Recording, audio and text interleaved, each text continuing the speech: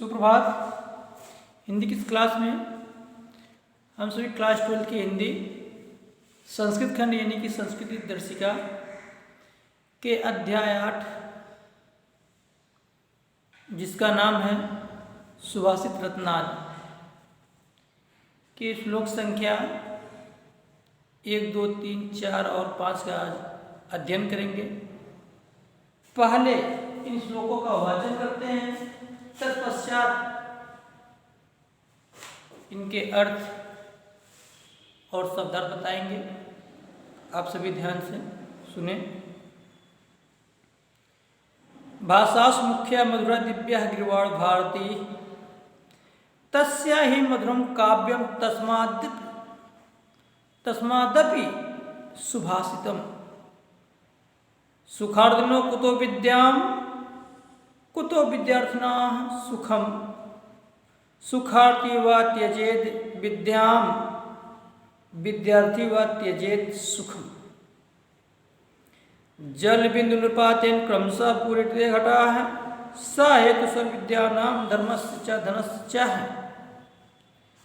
काव्यशास्त्र विनोदेन कालो गच्छति धीमताम व्यसनेन च मूर्खाणां निद्रयः कलहेन वा न चौर्हार्यम न च राजहार्यम न भातृभाज्यम न च भारिकारी व्यय कृते वर्धति एव नित्यम विद्याधनम सर्वधनम प्रधानम।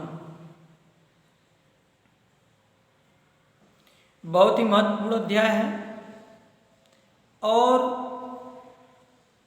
प्रत्येक वर्ष इस अध्याय से कोई न कोई श्लोक अवश्य पूछा जाता है और पूछा भी जाएगा। इसलिए इसे आप सभी बहुत ही ध्यान से पढ़ेंगे, सुनेंगे और इसके अर्थ को याद भी करेंगे, क्योंकि इसका जो 10 श्लोक हैं इस अध्याय के 10 श्लोक अपने आप में अति महत्वपूर्ण है। किसी भी श्लोक का अर्थ लिखने के लिए अवश्य आता है और आएगा, आता रहा, आएगा।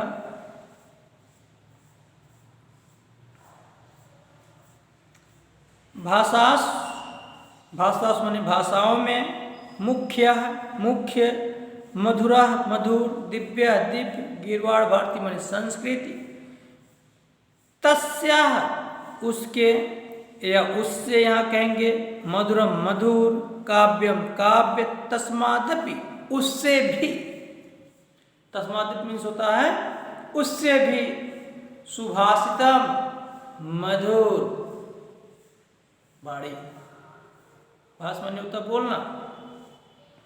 सुखार्थिना का मतलब तो सुख चाहने वाला। कुतो माने कहाँ, विद्याम विद्या, विद्यार्थिना विद्यार्थी, सुखम सुख। त्यजेद माने त्याग देना। जल बिन्निपातेन जल बिंदुओं के क्रमशः गिरने से। पूरिते पूर्ण रूप से, घटा घड़ा, सर्व विद्या नाम सभी विद्याओं को, धर्मस धर्म, धनस धर्मस में धर्म का, धनस में धन का, चा मीन्स और। काव्य शास्त्र विनोदेन माने होता है आनंद या मनोरंजन। कालो माने समय, गच्छति माने जाता है, धीमताम सज्जनों का, अच्छे लोगों का या विद्वानों का। व्यसन माने बुरी आदतें, मूर्खड़ा माने मूर्ख, निद्रा नींद, कलहेन कलह, चौर्हार्यम चुराना, राजहार्यम राजा के द्वारा छीने जाना, चोरों के द्वारा चुराना, राजा के द्वारा छीने जाना। भातृभाज्य माने भाई के द्वारा विभाजित करना, न मीन्स नहीं। भारिकार भार से हीन,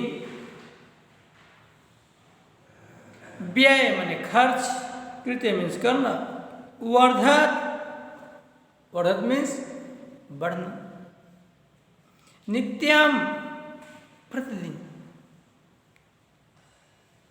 सर्वधनम सभी धनों में, प्रधानम माने प्रधान है, प्रमुख।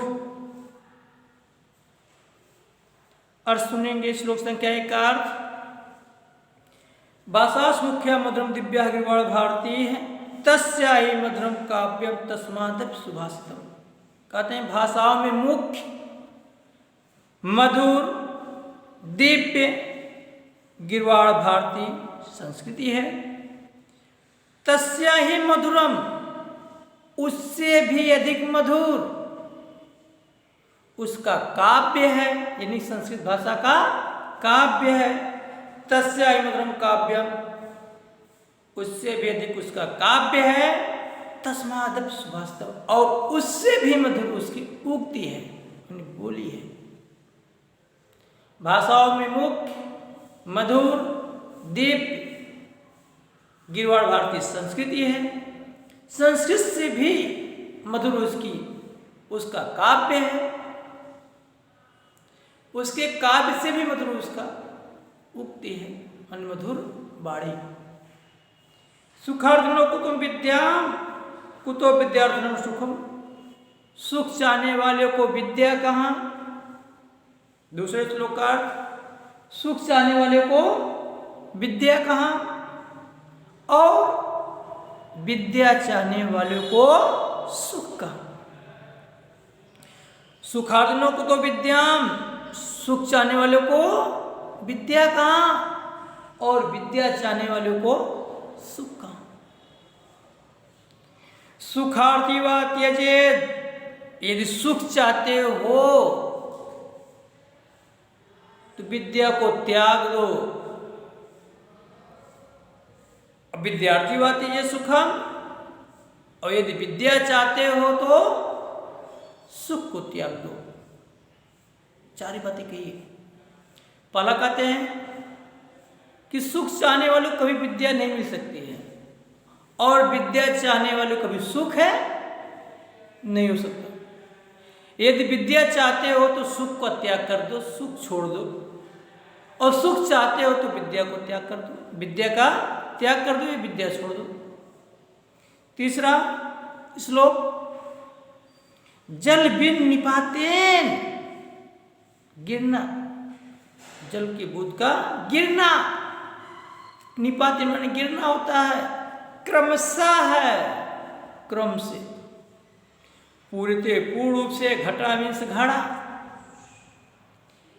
जल की बूंद के बार बार गिरने, जल की बूंदों के गिरने से, जल की बूंदों क्रमशः गिरने से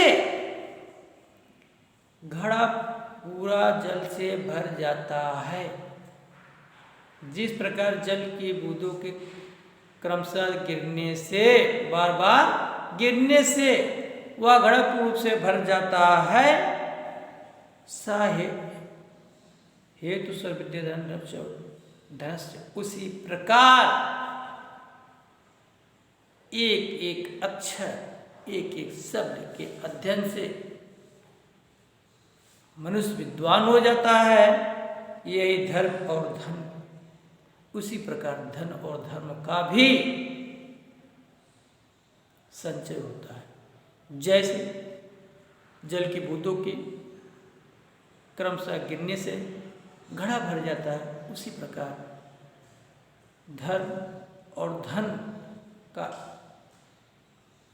क्रमशः अनुकरण करने पर या उसका ग्रहण करने से, उसके नियमों पर चलने से मनुष्य, चाहे पढ़ाई का ही क्षेत्र हो, अगर एक एक शब्द को उसने याद किया तो एक विद्वान बन जाता है।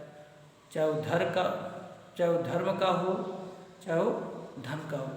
एक एक रुपये अगर आप इकट्ठा करेंगे तो धनवान बन जाएंगे।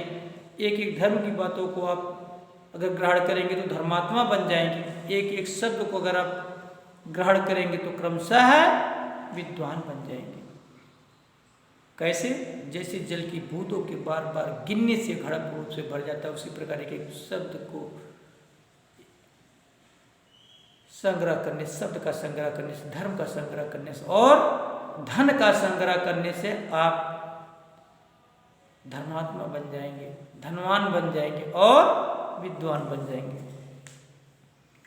काव्य शास्त्र विनोदेन कालो गच्छत देमता, जो विद्वान होते हैं, जो सज्जन होते हैं, उनका समय काव्य शास्त्रों का अध्ययन करने में बीत जाता है। काव्य शास्त्रों का अध्ययन करने के मनोरंजन में बीत जाता है। जो विद्वान होते हैं उनका समय काव्य शास्त्रों के अध्ययन करने के मनोरंजन में बीत जाता है, किंतु उसके विपरीत जो मूर्ख होते हैं, जो अधम होते हैं, उनका समय दूसरे से लड़ाई झगड़ा करने, बुरी आदतों में अथवा आलस एवं निद्रा में बीत जाता है। विद्वानों का समय काव्य शास्त्रों का अध्ययन करने के आनंद एवं मनोरंजन में बीत जाता है।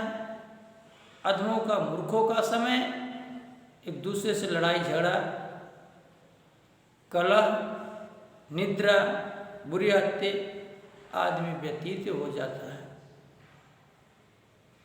न चौरार्यम न च राजहार्यम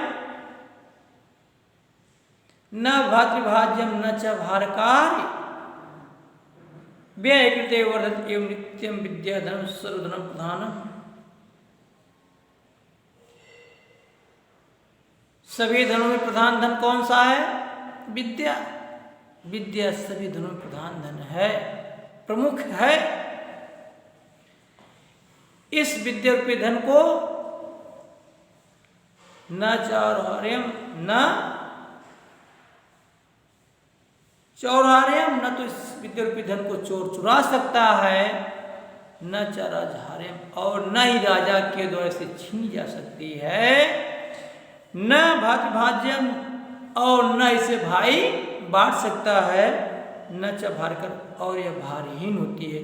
इस विद्या रूपी धन का कोई भार नहीं होता है, यह भार से हीन होता है।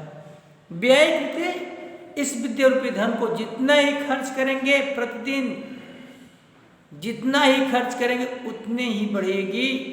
यह विद्या रूपी धन खर्च करने से बढ़ती है, संचय करने से नहीं।